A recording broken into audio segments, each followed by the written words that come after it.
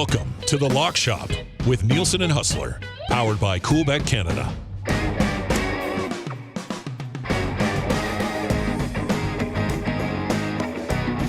It is 11 o'clock on Edmonton Sports Talk. Thank you very much for being here. We got the oil stream coming up at noon today. I do believe John Klingberg is having his first availability. Trev, remember to grab that too for the oil stream today. We've got lots to get to. Patty's going to join us. Jake is going to join us today. Huss is on his way back from Arrowhead. He will be back tomorrow taking a bloody victory lap on the Kansas City Chiefs, doing pretty much nothing, but still getting it done against the Houston Texans. We will get into that. There's lots to break down. 780-218-9999, 780-218-9999. And that's where you can text us. Big Uke has our updated playoff numbers so far. I am 4-5-1 against the spread. Jake is 3-6-1. Patty is 2-7-1. And Huss is 1-7-1. I guess that would be, he'd need another one in there, wouldn't he? Is he 1-8-1? It's been 10 games so far. I think you're one off, Uke. Double check on Huss. Patty's going to join us. Jake's going to join us. We are going to set up. Those guys follow college football a little bit closer than I do. We got the national championship game tonight. If you want to sit down and watch football for about 3 hours and 45 minutes, by the time it's all said and done, you can do that tonight. Hopefully Notre Dame can keep it close just for a general sports fans perspective. Busy schedule in the National Hockey League, but this is mostly going to be a heavy football show. And we'll take a look at the early lines here as well for the two games. One close one. One that, I don't know. I think maybe that number should be a little bit closer, but I don't know. 5.5 is pretty good. Commanders, 5.5-point dogs. Kansas City Chiefs, I believe, opened at -1.5, and the money is coming in that way. Kansas City is now 2-point favorites at home against the Buffalo Bills. So that's interesting.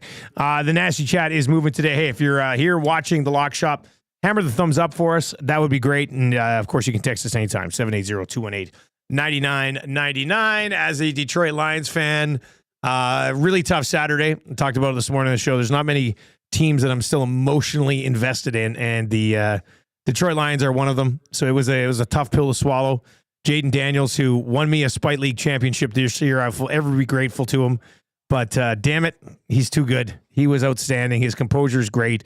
The Detroit Lions started to blitz and just decided, even though it wasn't working, they were going to continue to blitz. And Jaden Daniels did some serious damage there. The reverse Jameson Williams pass, I don't know what they were thinking in that spot. They didn't call a timeout when it was a series of errors, and they end up getting outgunned by the Commanders. Can the Commanders do it again against the Eagles? Well, that game total is set at 48. You would have to think the Eagles will stick to the run with Saquon, as the Lions went away from it with Jahmyr Gibbs. He had over 100 yards and just 14 carries. But that's all he got. So, tough one. Big Hugh says, yes, Hush should be at 1-8-1. He did say, he texted the group yesterday and said, you guys have all your Chiefs takes tomorrow because I'm rolling back in and I'm going to be supporting the boys on Tuesday. And I jokingly said, you better. They're the only pick you got right so far in the playoffs. So, tough one for us. But he'll take the Kansas City Chiefs. What do they call it? The Chiefs Invitational or whatever, with the Bills rolling in. All right, so let's bring in Jake. Pat should be popping along here shortly, I would think, as well. Let's see. Oh, there's a message from Pete Greggy. Oh, my tweet says hangout, not lock shop. All right, I'll get that sorted out. Jake, what's up, buddy? How you doing, man? What's going on, Dusty? I've had better Mondays. Yeah, I was just listening to your chat there. Huss was he was having quite the night for sure. In the group chat, on the socials. If you missed some of his videos, he probably had a couple in him. I think that's safe to say. And he was pretty cocky yesterday. And, it's hard to blame him. The Chiefs have been doing this year after year, 7 straight AFC championships now. And it's Buffalo again. Buffalo got, I don't know. I was going through it this morning with a few of my friends. Like, what is the best case Super Bowl, right? Like, I think the most fun Super Bowl for, non-Chiefs fans, like just the viewer, I think is Bills Commies. I think that would be like That would an be fun. incredibly fun time. Bills Eagles, I'd be totally fine with. And then probably Chiefs Commanders, and then Chiefs Eagles, which we've already seen. So I don't want to see Chiefs Eagles again, man. I'm afraid. I don't either. I don't want to either. see That's it. the last on my list. I'm totally with you there. So, yeah, that's what we're staring down the barrel now of another possibility that Patrick Mahomes could be sitting in another Super Bowl. I understand why Huss is cocky because of the past of the Kansas City Chiefs. But I think I'd probably pump the brakes on the cockiness just a little bit with this year's. I mean, they find a way, but the Bills, I don't know. I watched Kansas City. I was exchanging some texts with some guys. We're like, this is a very mid number 1 seed. Like, how do they do it, Jake? Like, Travis Kelce gets open 4 times and they win a football game. It drives me nuts. Dusty, I think I have the best experience with this from being a Pats fan. Yes. It doesn't matter. All that matters is the W, right? It doesn't matter how it gets done. Doesn't matter what your numbers look like at the end of the game. It's all about how you get the win. And on top of playing, kind of game controlled offense, the defense plays so well. And that's a big factor. You think about some of those Patriots teams, had really, really good defenses. And you just find a way to get your stops, get the ball back, go on some methodical drives. When the Texans went on that nice long drive that capped off in the Mixon touchdown, I was like, okay, we might be into a football game here. And then sure enough, by the end of the game, we end up losing out on the spread too, which is so frustrating. You look at what ended up happening with the spreads both days. That Chiefs-Texans spread got up to 9.5. We would have had a way better number on the Texans. And then you look at the Lions, the Rams-Eagles spread, I think got up to 7 in some places. They got to the 6. So I think we all ended up pushing, whatever side you were on there. So a little frustrating. I was on the Eagles, so that one worked out in my favor. But I think about the Texans-Chiefs one, and it was a bit frustrating. But yeah, it's just one of those things where it doesn't matter how they get it done, Dusty, as long as they come out with a victory. And we talked about it last year. We all had the Chiefs, they're not as good as they were in the past, and they didn't end up getting the 1 seed, and they had to go to Baltimore to play their AFC championship. And guess who was in the Super Bowl? And guess who was lifting the trophy at the end of the day? Patrick Mahomes and the Chiefs. So until they get knocked off, you cannot rule them out. God, I don't want to see them win it again, though. Me neither. I'll be torn because I can't stand the Eagles, but I really can't stand the Chiefs. If that was the Super Bowl, I think I'd probably be on the Eagles. Well, I'm definitely not cheering for the Chiefs. So I guess you know what? I guess I'd have to hate watch the Super Bowl. That's what would have to absolutely a hate watch. That'll 100% be bet on absolutely everything I can bet on to sit down and hate watch the Super Bowl, and we'll see how that one works. All right, so Pat's going to join us. Interested to hear his thoughts on the Bills. What do you think of the Bills and Ravens? We're going to break down all the games once we get all 3 of us in here. But what do you think of the Bills and Ravens last night? Yeah, I thought it was a pretty good game. The Bills kind of took a good grasp on it there. And then the Ravens, the way they came out in the second half, the defense especially, was looking really solid to the point where it's the tide's turning. People I'm following on Twitter are I don't like the way this is looking. Obviously people who are on the Bills, I don't like the way this is going. But sure enough, they find a way to get it done. Mark Andrews is enemy number 1 in Baltimore right now. Oh, the tweets are just crazy. But he drops the 2-point conversion try, the fumble in the middle of the field on a pretty good drive. It's not a day you want to wake up and be Mark Andrews. That's for sure. I couldn't believe he dropped that second one, buddy. The drop for 2, I saw when they threw it to him, I was like, oh, it's Andrews. And then I couldn't believe it when I saw it pop out. The thing is, Dusty, though, I know that was that was to tie it, but there was still a lot of time on the clock. There was 90 seconds left. The Bills could have won it, yeah. There's no saying Allen couldn't have drove back down and put Lamar in a situation where it's there's nothing he can do but watch the team pick a game winner. But with that being said, at that point, the game was over, right? Catch the ball, give your defense a chance to try to stop Josh Allen. I would have much rather watched that final 90 seconds than the other 90 seconds. Sure. Yeah. Sure. Yeah, totally fair. But yeah, Mark Andrews, enemy number 1 right now. The fumble was bad too. I know it was a good job punching it out, but you got to secure that ball, I think, a little bit more. Well, and I think Lamar said in his post game, he had talked about we need to hold on to the football. And I'm sure that was directed in the area of Mark Andrews, who not only fumbled but also dropped the game tying 2-point conversion try. And Patty had texted us at one point. He just said Mark Andrews is a bum. Yeah, which was quite the text. That was a tough one to see last night, but very interesting game. I need to see more Derrick Henry if I'm the Baltimore Ravens in that spot. I thought Orlovsky did a great job breaking it down over the weekend on Twitter. And he showed that Baltimore offense, when they have the 6 offensive line, the 2 tight ends, the fullback, then Derrick Henry, you have 10 guys on the field who are all 250 pounds or more. And they're just run it.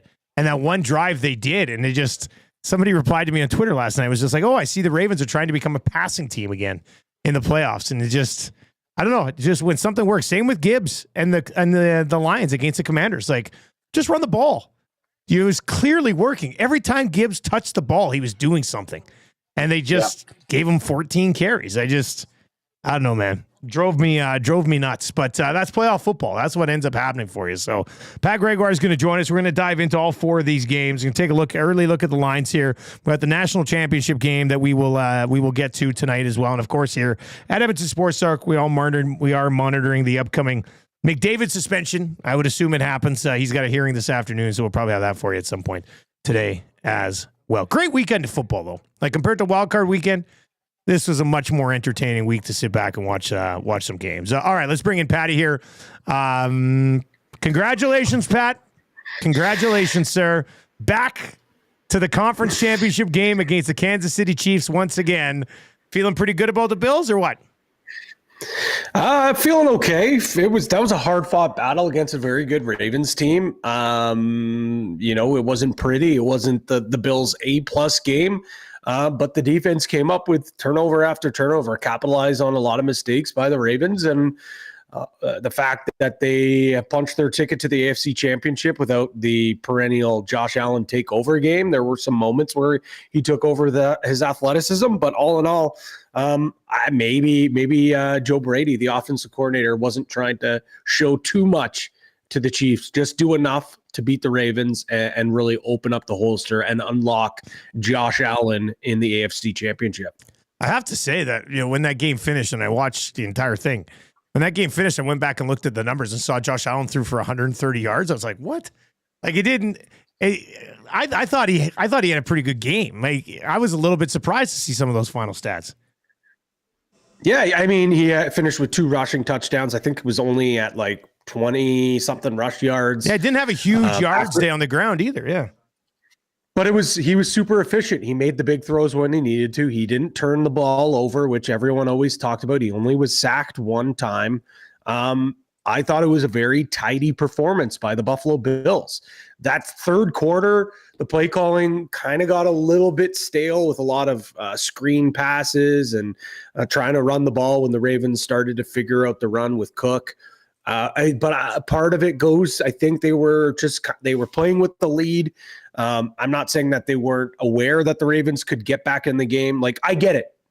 Andrews, massive fumble, drops the ball in the end zone.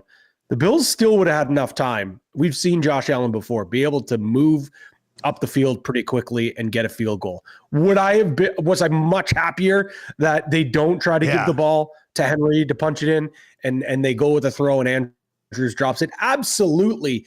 But at worst case, it goes to overtime. Best case and most likely case, Allen's able to move the ball as he did all night, move the ball upfield and at least get a field goal attempt. And with the way that, Bass has been kicking over the last couple of weeks, I feel pretty confident with him kicking the ball right now. Yeah, big field goal in that game as well. So you're right. Like we were talking about earlier, at least it's not over at that point if you're the Ravens, right? You still give yourself a shot defensively to try to force overtime. But Josh Allen, I think you're going to be pretty confident in what he's able to do in that situation. Okay, Chiefs-Texans, Patty. It wasn't crazy impressive by the Chiefs offense. Their defense got after it pretty good. It was a long night for CJ Stroud, no doubt about it. But is that pretty much what you sort of expected from Kansas City? I took the Texans. I thought the Texans weren't going to cover, and it wasn't. We got hosed on that anyway. Like that was. We did. I thought they should have covered that football game. They played well enough to cover at least. They deserved the cover. And of course, it was me more or less just looking at the numbers and seeing that Kansas City is a team that find ways to win, but don't cover big spreads. And that game, essentially, you're right. It should have been a Texans cover. Does it change my opinion on who the Chiefs are, or does it give me more belief that the Bills can go in there and win? Not really, no, because this is kind of just what the Chiefs have done. They're still the defending champs. They're still the back-to-back defending champs. They still have Patrick Mahomes. Maybe I have Chief derangement syndrome, as Huss is calling it. I still think the calls are going to go their way. Of course the calls are going to go their way. Like you should just, I saw something today that was texted in that said, it said Buffalo has already been flagged for this game against the Kansas City Chiefs this week. Like it's already happened. Of course the calls are going to go their way. Maybe we can get into that discussion, but before we do, Huss, he's in the States, so he's asking us what the early lines are, and it opens up Chiefs. What it was, Chiefs -1.5, and he's like, I really thought that the Chiefs would have been underdogs. Like, are you kidding me, dude? They're not going to make these guys favorites again at home. Like, what are we talking about? What the hell are we talking about? You're just looking for more motivation to fire these guys up. No, we're not doing this. They're now 2-point favorites, which actually makes me feel better because that just goes to show you that people are betting on the Chiefs. Yeah. Give me more points for this Bills team. Again, I think this is probably the best chance that they've had, which is hilarious because you listen to Josh Allen last night saying that everyone was doubting this group at the start of the year. They're not big enough. They can't stop the run. Not enough talent on the offensive side of the ball. And here we are, the same place that we always are. They're back to the AFC Championship. They're back with a date against Patrick Mahomes. It's just, do they have enough to get over the hump? I certainly think they do, but until Patrick Mahomes and Andy Reid aren't on that sideline, how do you not think that this team has what it takes to win it and go to the Super Bowl once again? Jake, what were your thoughts watching the Chiefs game and the way that it was called at points? Yeah, I mean, it's understandable why people online are upset. And not only people online, the Texans came out after the game. And a lot of those pressers, they were very honest with how they felt about the way the game was officiated. I mean, the call on Will Anderson early that led to a field goal was abysmal. It was awful. They didn't even touch Mahomes. He just snaps his neck back like that, and the flag goes. Like, I don't know how we have this new review system where they can override a ruling, but it doesn't fit in for a personal foul of that. Like, the one that he tried to sell on the sideline, I think it's the picture right now for the recap on the lock shop. We put it up on the side. So it was honestly embarrassing. Like, I had friends texting being like, I know the Chiefs aren't getting flagged for that, but like they should lose yards for that because like embellishment's a call in the NHL. Why can't it be one in the NFL? Like, on Mahomes is call it on sportsmanlike. If you're sitting there watching that game and you don't think Mahomes is taking advantage of the rules for protecting quarterbacks, then like you're biased, then you're Huss, like he's clearly taking advantage of what's going on. The other one that Joe Buck and Aikman were really mad about was the one where he kind of toys around. He's going like this, going like that, and then he just slides down right as two Texans are like breaking in on him. The two Texans end up butting heads and they throw the flag because they hear a helmet go. Like, that has to be fixed. This override review needs to come in for penalties like this, especially in the playoffs. Like, it clearly doesn't take that long to go, hey, that's not a personal foul. Let's move that back to where it was. Like, because the one ended in the field goal. I believe another one ended in the touchdown to Kelsey, I'm pretty sure. So, that's 10 points worth of the game, and it ended up being what? A 9-point game? I don't know. I'll just quickly point out that CFL does allow for review on roughing the passer. So and you get it right. I mean, and we don't. It doesn't have to be like a challenge situation either. I think it just needs to be one of those override reviews. Take a look at it. Yes, like no forcible contact to the head or neck area, right? Like that's what we're looking at. So I just don't think Mahomes needs to be that guy. Like with the flop out of bounds on the one, like you're already getting the calls. Why try to, like, it's just a bad look. It's a bad look. I'm interested to see, because I know Huss is going to come in and take a victory lap tomorrow, which he totally should and is justified. But I'm interested to see what he says about old Floppy McGee there on that one. Because, I mean, it like, I couldn't believe it. And Patty, you call NLL games and I call CFL games. I totally agree with what the broadcast crew was saying, but I was a little surprised with how much they went on about it. And like, they kind of took it to a little bit of another level. Like they're almost like they're just pissed off at the league too. Yeah, I thought the honesty of the broadcast crew was actually refreshing. I'm sick and tired of them. Like, get rid of the official what is it, the official specialist or the official the name I'm slipping. The guy that, like, the ex-rep, whoever they bring on. The rules analyst? The rules analyst. Yeah. Get rid of them, because all they do is just not throw their ref buddies under the bus. Every time. It's so every frustrating. friggin' time. It's just like, why bother have the guy? And I understand it. The guy's usually an ex-ref or has some sort of tie to these refs. He's not going to throw his buddies under the bus. I mean, what you should have a set of stones and you've been hired to do it. But they don't do it every time. Doesn't matter what it is. A guy could take out a gun and shoot a guy in the face. The refs missed it. He's going to be like, well, it wasn't that big of a gun. So great call by the officials there. Or they just like tiptoe around and be like, well, I don't, you look at it here, I could definitely see what they're seeing there. Like, just be honest. Just freaking be honest. So hearing the guys on the call actually be honest was a fresh breath air. Yeah. Here's what I'll say, though. I am done talking about this. I don't need any receipts out there. I don't need any clips out there because, let's be honest, Josh Allen has been known to flip-flop for a call once or twice as well. I also don't need to poke the bear. I don't need to do any of this. So from now on, I'm not discussing the refs. I'm not discussing Patrick Mahomes and his antics. The only thing I will be discussing is football related from whistle to whistle. That's it. I'm not setting myself up. I've seen this movie before. I don't need to put any more gas or fuel on the fire. That's my statement, and I'm done.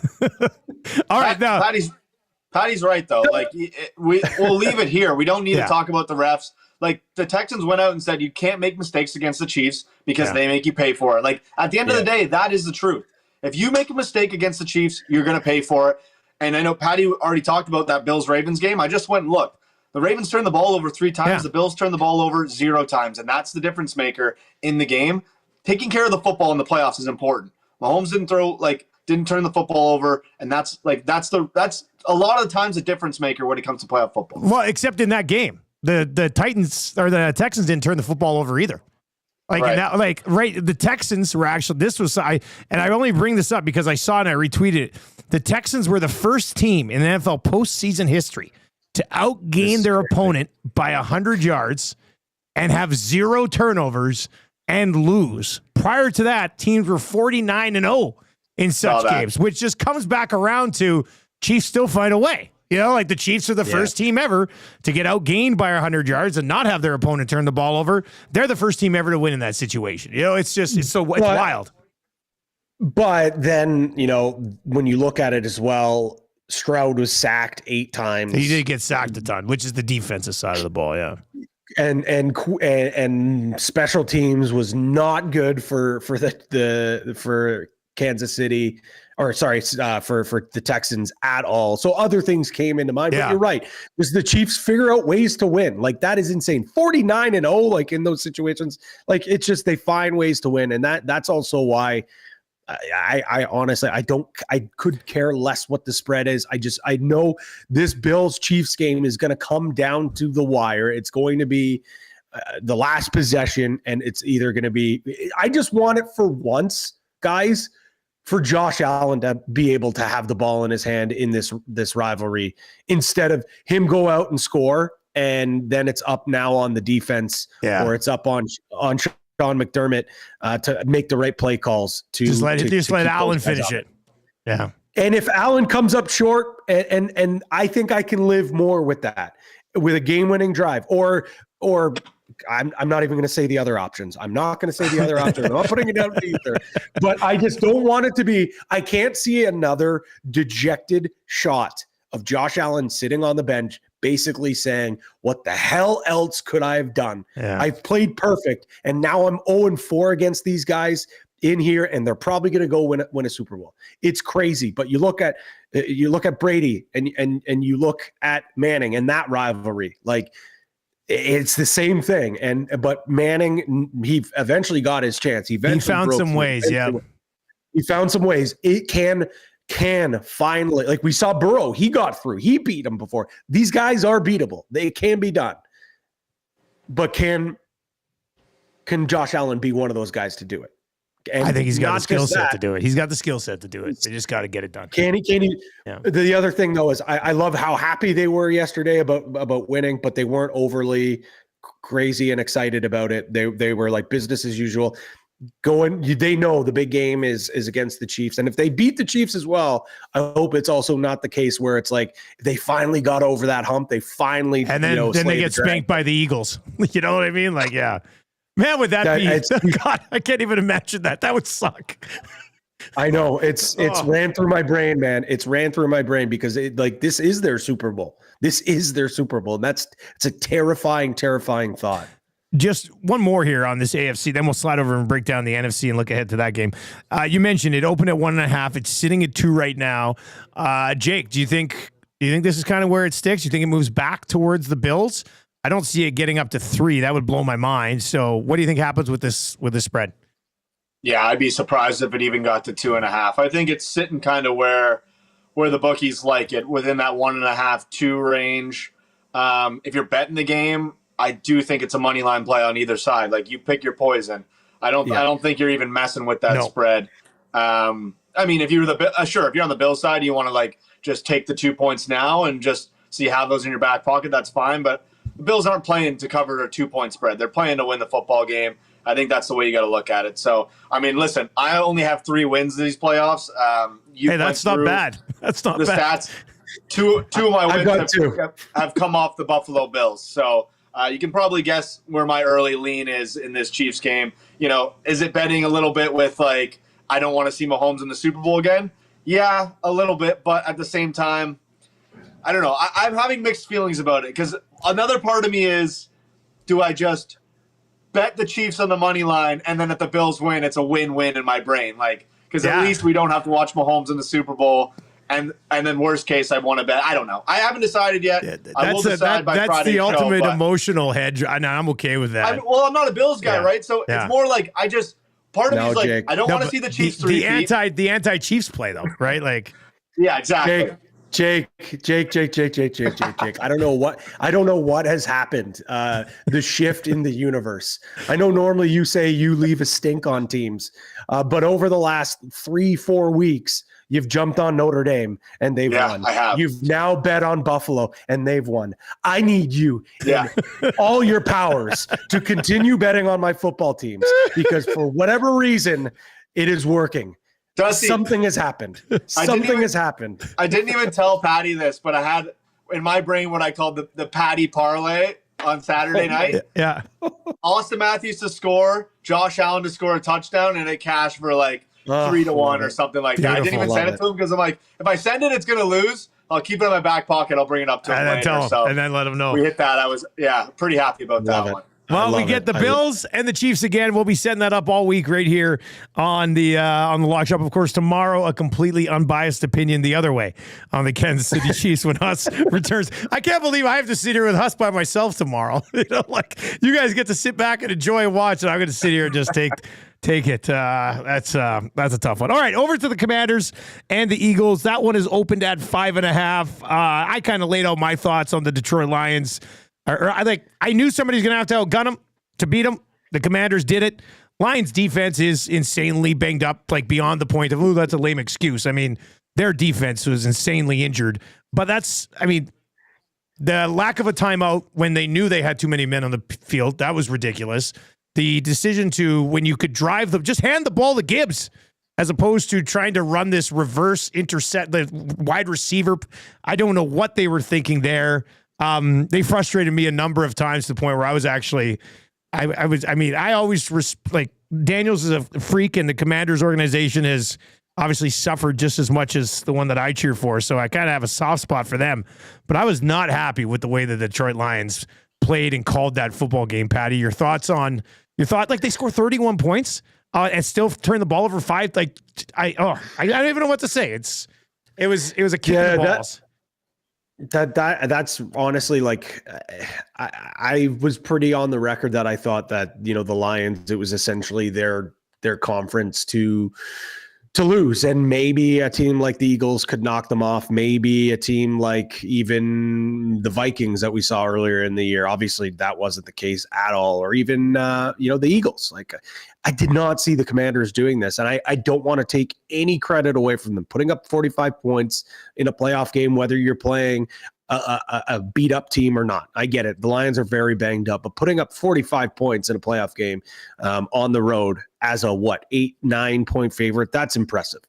Daniel's having one of the best rookie seasons we've seen from a quarterback.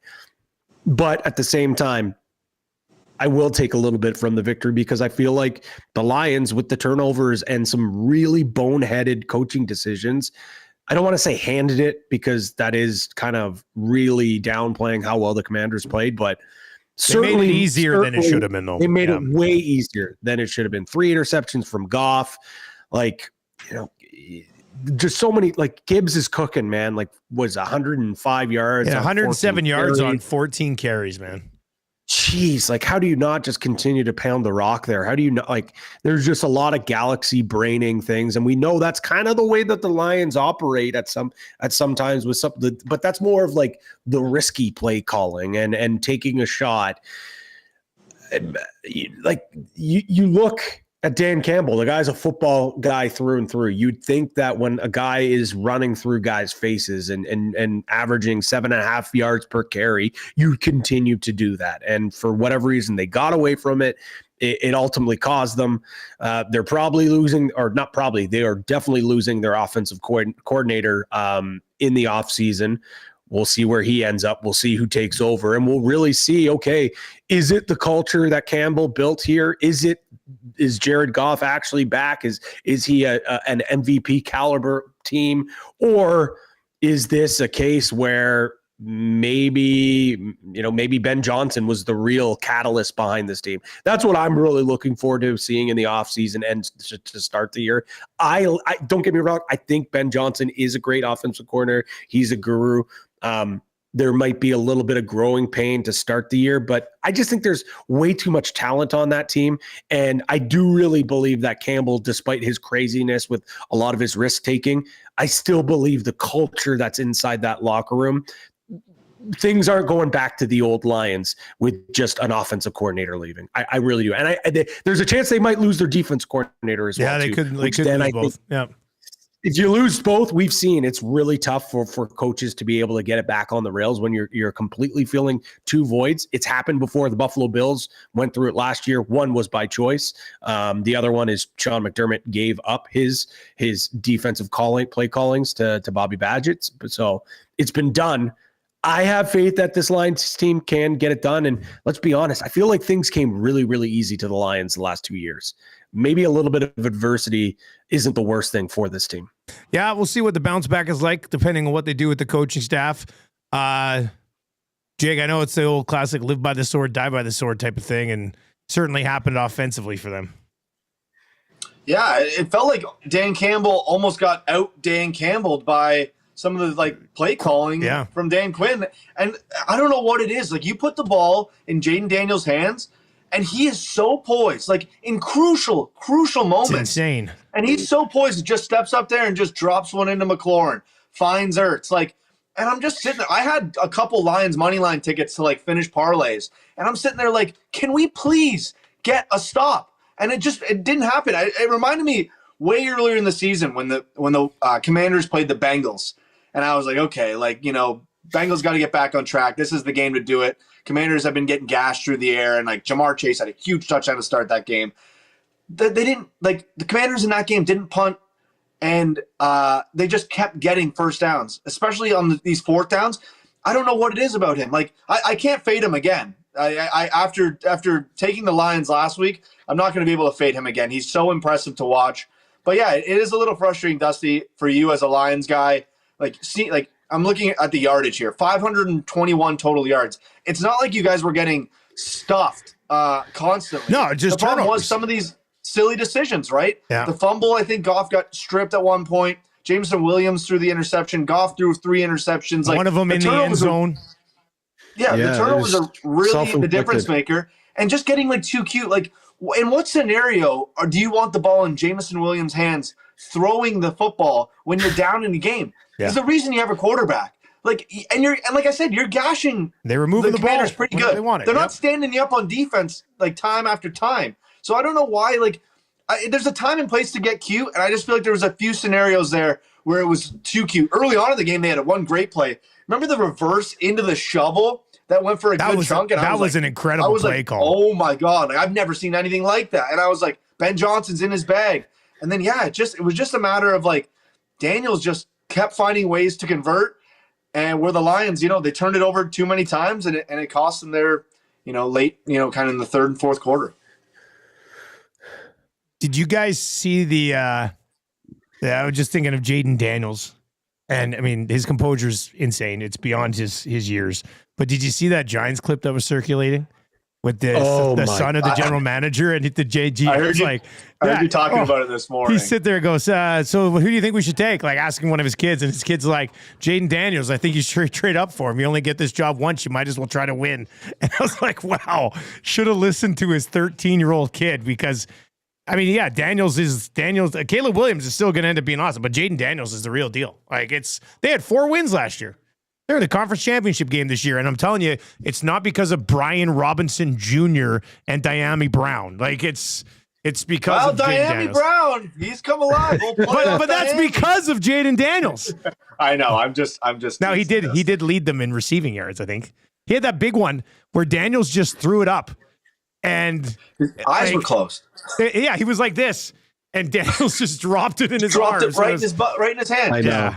I know. How long until Jerry Jones offers a contract for Carson Schoen to be the GM of the Cowboys? Oh, it won't take long now. Yeah. Get the son of the GM. I guarantee you he would do that. He would do that. That's the only person he'd give up his GM duties to is the kid because he saw that clip. He was like, this kid's a prodigy. Look at what he's been able to do. Look at that. You know what I'd like to see just from and this is because I do have Jaden Daniels in my keeper league, but if the Bengals can't get T. Higgins done, if you threw T. Higgins with Terry McLaurin and Jaden Daniels in Washington, that would be insane. That would be a great scary. Well, and if you're a Commanders fan, you're way ahead of your timeline right now, right? You're sitting there with a rookie quarterback in his first year. You're going to an NFC Championship game. Listen, it doesn't mean you're going to get back here next year if you're a Commanders fan, but you have a lot to look forward to as a fan of that football team. New ownership in this year, and it's clear that they want to win football games. I think I heard on Pardon My Take today, they're the top 3 or 4 leading tacklers on the team weren't on the team a year ago. So not only are they making good plays in the draft, they're going and getting guys in free agency, and they built a really good, strong culture right now in their first year with Jaden Daniels, and it's definitely been moving in the right direction early on as a Commanders. And you're going to have him on his rookie deal here for a bit, which means you can spend more on some of these others and take a legitimate run at it here over the next couple of years. So, and you're going to get the experience this year. They're playing with house money, and normally I'd say if they lose that NFC Championship, fans will be obviously disappointed, but not heartbroken. The fact that they're going up against a division rival certainly I think will probably change. If the Eagles go in there and beat the brakes off them or even beat them in a close one, I think fans are going to be a little more disappointed. And you were right, Jake, though. That's, I think, so many franchises, especially in football, when a team early in their window gets to a certain point, they feel like, okay, this is where we should be. This is where they can't have that complacency because it is so difficult to get back to that point. That's just one thing I hope that this team is insulated enough to realize that, okay, that was great. That was a great run we went on. But like now expectations are higher on this group. Teams are going to take us more serious, and it's not going to be as easy as we got there. That's just the only thing, because we've seen this before, right? We've seen a team kind of go on a Cinderella run, and we never see them ever again. Think about a lot of these teams, man. Like San Fran, like this was another year that they were expected to be pretty good. They don't make the playoffs. You think about the Bengals, went to a Super Bowl not too long ago. They didn't make the playoffs. Like, enjoy it while you can if you're a Commanders fan, because it's not promised year after year. Like the only team it's promised to, and I hate to say it, has been the Kansas City Chiefs, 7 straight AFC championships. Besides that, you got to cherish moments like this when you get them. Yeah, a great point, because you even look at the NFC, like, their division alone, obviously, I mean, the Giants are the Giants and the Cowboys. Like you got to assume Cowboys are going to bring in a capable coach. They'll probably be improved. So that's a team there. You mentioned, the 49ers, they're going to be way better. I think that entire division is going to be significantly better. Look at the NFC North. The Lions will be back. The Vikings, we'll see what their quarterback situation is, but I lead to believe that they're going to be a very good team again. The Packers are going to be a great team again. The Bears, depending on what they do with their coaching, like the NFC this year was the year to do it. And that's probably, and I hate to say that out loud, Dusty, because I just realized how mean that was by saying it, because this was their year. It is never going to be as easy to get here in the NFC, because just running through those teams right now really leads me to believe that like the NFC next year is an absolute meat grinder of like the last few years. It's always been the AFC. No, the NFC is going to be very good for a very long time. Well, and this is the other thing you got to remember too. I know we're getting pretty deep into this, but you think about next season, the Commanders played a last place divisional schedule this year. Next year they play a second place divisional schedule. It becomes a lot more difficult to play next year. Your opponents become a lot harder. You look at teams like the Niners, they were last place in their division. They'll get a last place divisional season next year, so they could take a jump. The Bears, like wherever they're going to be at, whoever they bring in, like they're in a last place divisional spot. They might take a jump, even though that division's pretty tough. It's just those are other things you have to look at as well, where like they had one of the easier strength of schedule just based on where they finished a season ago. So that's why it's like, enjoy this while you can. If you can find a way to get to the Super Bowl, like cherish every single moment of that, Commanders fans, because you just don't know when you might be back, if you might be back. All right, Eagles, Rams. I thought Matthew Stafford was going to finish that last drive and win that football game. So did I, dude. Moving it pretty good. So did I. That Jalen Carter sack basically changed the entire thing. And I saw a great breakdown last night. I don't know if it was Puka Nacua, but he had somebody open right over the middle. If Carter doesn't get through, it's looking like it would have been a touchdown. So give the Eagles defense credit. Saquon Barkley, like the Eagles know who they are. There's no doubt about it. This is not Jahmyr Gibbs running the ball 14 times. Saquon had 26 carries for 205 yards, 2 touchdowns. Jalen Hurts had the big one, finished with 70 yards, 285 yards rushing for Philadelphia. Jalen Hurts just 128 passing yards. Recipe for success for the Eagles. Good enough to get it done. Once again, Patty, does this change the way you view the Eagles at all moving into that NFC Championship game? Well, I'm the wrong person to ask. Me and me and Huss have been pretty strong against this Eagles team. You mentioned the defense. The defense is very scary. Like I think that's obviously somewhere that Jalen Hurts didn't have to be a world beater. He didn't have to. Although, like I'm convinced. Like I don't know if it was concussion again or if it's his leg or something. Like guy just was not moving in the pocket. Guy was holding on to the ball way too long. Like he was not himself yesterday. Let's be abundantly clear. Whether you think Hurts is an elite quarterback or not, what he was yesterday was not himself. And I think it's due to injury because he was not moving well at all. Like they were electing not to use him on the tush push. Like something's up there, right? Like I'm not crazy here in thinking that. So that is a concern with the way that Daniels and that Commanders offense was slinging it around.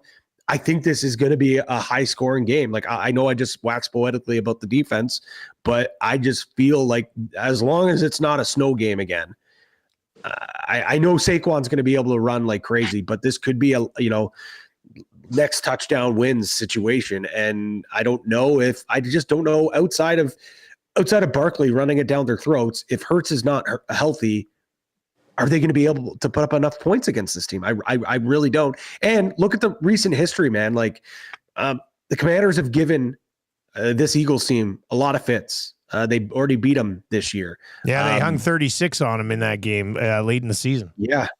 And that was a late in the season. I think it was earlier in the year. It was a bit of, I think it was like 28-16. I was looking at it or something like that. But even when the Commanders were bad, like they last year, like completely, like no quarterback.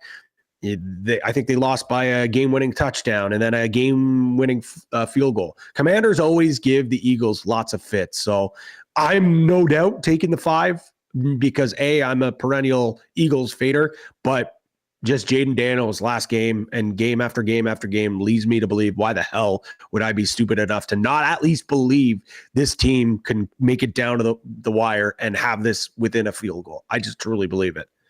Early thoughts on that 5.5, Jake? Yeah, it's one of those dead numbers, right? That Huss talks about. Yeah. You know, it's not a football number, as we'd say. So, you know, I'm with Patty. I do lean to Jaden Daniels. Like, I'm sick of being on the wrong side of him. It's been so impressive. Like, I know if I would have been on that Commander side on Saturday night, how much better I would have felt. And you look at the Eagles defense, and I talked pretty highly of them, but, you know, they allowed 402 total yards. Kyron went for 100 plus on the ground. Puka had 97. You know, like, it's not like the big boys didn't eat for the Rams. 2 fumbles lost to no turnovers for the Eagles. And once again, we're talking about the turnovers game. Again.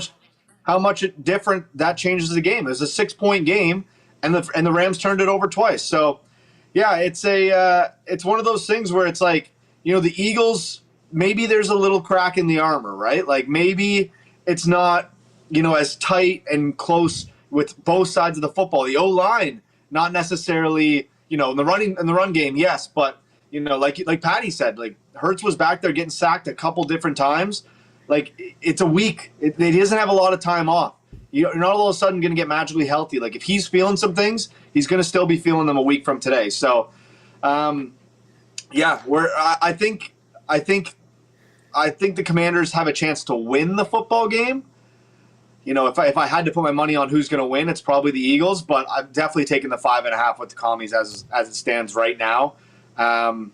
Because, I mean, I'm just so impressed with what Jaden Daniels is able to do.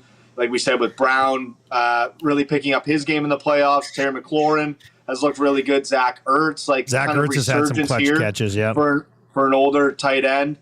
Like, I think Commanders can stay with them. It's just a matter of, can you contain Saquon Barkley? You know, from what we saw, they couldn't really contain Gibbs that well. So, you know, maybe it's Barkley versus the Commanders offense, and we'll just go right down to the finish line with that. You guys brought up a great name there, Zach Ertz. Revenge game spot. We know how, like, Eagles fans will be so, like, they'll be going absolutely bonkers if Zach Ertz goes out and has a big game. I'm looking at his number right now to score a touchdown plus 275. I think that might be my bet of the week. I honestly think that's the bet of the week for me. Like, I could see it now. Zach Ertz scoring against his former team, even though Dallas Goedert, you know, is a fantastic tight end. I can see the Philly crazies right now saying we should have never let him leave, freaking out, going nuts. So give me Ertz plus 275. Super Bowl odds right now: Philadelphia Eagles 2-1, Kansas City plus 225, Bills plus 230, and the Commanders at 7-1. We've got a championship game tonight as the Fighting Irish taking on Ohio State. 8.5 was the number we saw this morning. Spun the wheel this morning as well. Egbuka. What, am I saying it right? Did I butcher it? Anyway, that was what the wheel spun this morning. So that would not be good news for the Irish. But Patty, what do you think tonight, man? Do they keep it close? You know, this Ohio State team, if you asked me before the playoffs, I'd say I'd love to see this team. They're a team that's battered and broken and in big game spots. They haven't been able to get it done. Michigan's broke this team. Every year you ask an Ohio State fan or you ask the team what your goals are. Well, it's pretty simple. It's beat Michigan, win the conference championship, win the national championship. They somehow have lost 2 of those goals already, yet the biggest goal of them all is still standing in front of them. Since losing to Michigan, they've looked like world beaters. The offense has been phenomenal. The defense, they probably have the best defense in the entire country. Will Howard looks like a great quarterback out of nowhere. With that being said, maybe this is my delusional Irish fan poking in the back of my head. Notre Dame's pretty familiar, like pretty close to being built like what Michigan is built like. Very good defense, elite defense, strong offensive and defensive line, can run the ball really well. And Michigan struggled with that. Ryan Day, I know he's won some big games leading up to this. This is another big game. He hasn't proven that in the real big game spots, can he get it done? Is it going to be too much pressure? I don't know. The team has looked so damn good. But, take this hat off, take this hoodie off. I'm probably leaning with Ohio State. But part of me believes that, Notre Dame they've just done such a good job to get to this point. Their defense has looked beyond elite. And although their offense hasn't, been mind-blowing, Riley Leonard and Jeremiah Love and this offense have figured out a way to come up with big plays when they need it. And 8.5 points in a championship game seems like a lot. We've seen Notre Dame get blown out in championship games before, though, as well. I think deep down, if I had to make a play, gun to head, I'd be the chicken here and take the under 45.5. If it is the under, though, I think if it's under, then Notre Dame's probably keeping it close. It's probably a close, grinded out game. If you're going to go with the over, you might as well just go with Ohio State. I just don't think Notre Dame has the offense to survive in a game where it's going to be more than 45 points. I just don't. I don't see it. Jake, what do you think? Yeah, I think on paper, Ohio State, they have the names. You look at just the first TD scores. Jeremiah Smith, Judkins, Henderson, Ibuka, you look at the name, the name recognition, name quality. Yeah, sure, it's Ohio State. But Notre Dame's had to beat some teams to get here. They had to beat Georgia. Yeah, I know Georgia had their backup QB, but, Georgia has championship pedigree, coaching Kirby Smart. It's not necessarily an easy win for anybody. They had to go in play a tough game against Penn State and found a way to win last week. Or I guess not last week, last game. So, I don't know. I've been riding Notre Dame on this wave. Patty already talked about it. There's no way I'm not going to continue to ride with them. So I'm going to take the points, and then I'm probably going to sprinkle the money line as well. Also, if you want the ride with P. Greggy, I haven't put this up, but I can. We could do like a Patty will not play this. I'm telling you guys right now. He won't play. But we can name it after him. Back P. Greggy. You could do a Notre Dame, Leafs, and Bills, or just Notre Dame and Bills. I put that one in, plus 719. If Notre Dame finds a way to get it done tonight in the Natty, you're sitting with a plus 700 ticket for the Bills money line this weekend against the Chiefs. So that's just a thought. I'll put it out there. I won't add it to the combos or anything. I won't put any of that juju out there for Patty. We can't do it. But if you want to do it as a lock shopper, by all means. I'm going to play Notre Dame, though. I think Patty's right, though. The play is probably the under. I know it's not fun. It's a championship game. Why would anyone want to bet on the under? It's Big Ten football. Even though Notre Dame's an independent, they play Big Ten football. They can run the football really well. They play really nice defense. And it's a national championship. No matter the spread, both these teams are playing to win the biggest prize there is in college football. So that's one thing. The other thing I'll say, we did tweet this out. I want to get to it before the show ends. Yeah. We do have a little 50% boost for the Natty tonight. So if you go over to the national championship, I believe it should work for, a number of things. Yeah, I'm looking at touchdown scores. It's working there as well. Pick your favorite bet. And then before you lock in your bet, head down. It says place NCAA FB profit boost. So it's just college football profit boost bet. Anywhere, I think the minimum bet's 10, maximum bet is $50. So our usual profit boost, you don't have to opt in or anything. Lock in your bet for the Natty and make sure you boost it.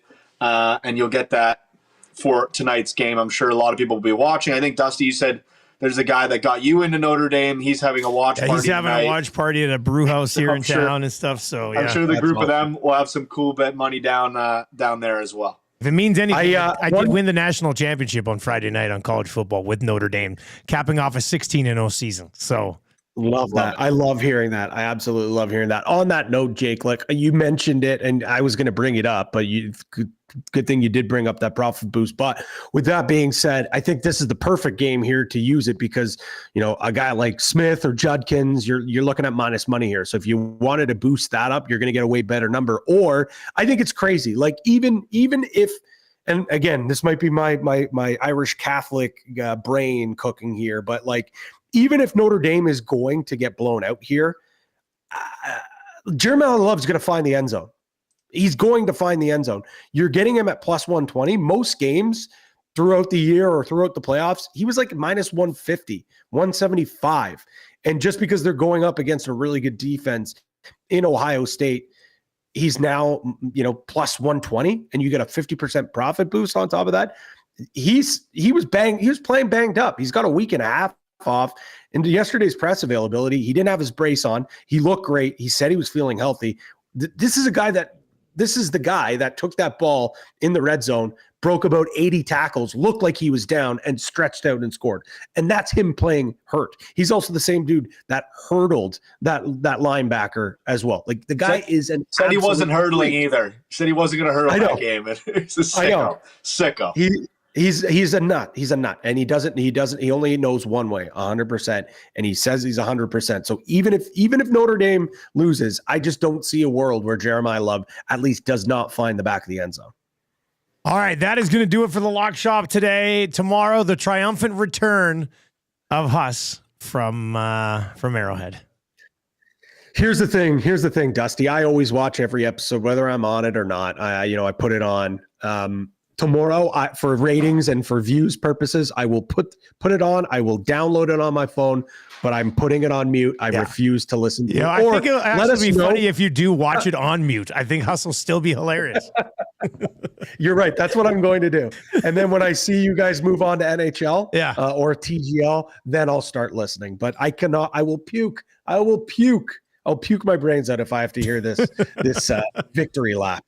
All right, the oil stream is coming up next. We're about 2.5 minutes away from the oil stream with myself and Tom Gazzola. John Klingberg is on the ice at Oilers practice today. He will speak to the media after. Best of luck. Ride with Notre Dame tonight. If you'd like to support the crew here on the Lock Shop, enjoy that game. We'll break that down tomorrow as well. And Huss will have his history lap or his victory lap, and then I'll ask him what he thinks of Patrick Mahomes flopping all over the field, and we'll go from there. It should be a great show tomorrow. Very much looking forward to it. For Jake and Pat, I am Dusty. Thank you very much for joining us today. Best of luck tonight, and we'll talk to you tomorrow on The Lock Shop.